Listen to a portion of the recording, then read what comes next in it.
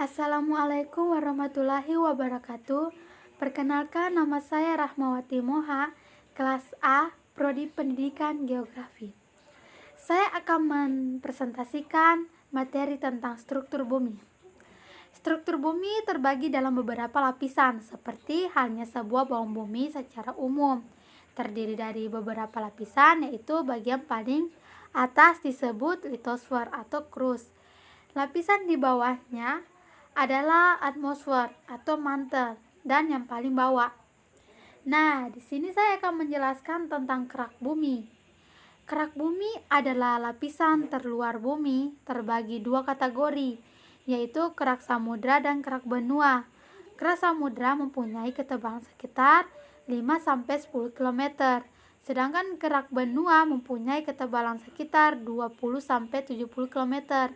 Penyusunan kerak samudra yang utama adalah batuan basal, sedangkan batuan penyusut kerak benua adalah granit, yang tidak sekedar batuan basal.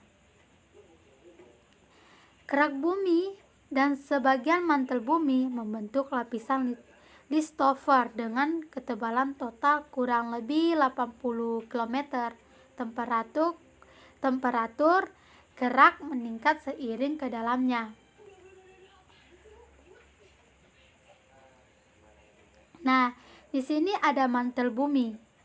Selebung bumi atau yang bisa disebut mantel bumi ini merupakan lapisan yang menyelubungi inti bumi dan merupakan bagian terbiasa dari bagian bumi, sekitar 83% dari volume dan 67,8% dari keseluruhan massa bumi. Inti ketebalan selumbung ini berkisar 2,883 km. Identitasnya berkisar dari 5,7 gram dekat dengan inti dan 3,3 gram di dekat kerak bumi. Inti bumi terletak mulai kedalaman sekitar 2.900 km dari dasar kerak bumi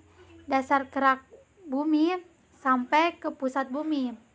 Inti bumi dapat dipisahkan menjadi inti bumi bagian luar dan inti bumi bagian dalam. Batas antar selumbung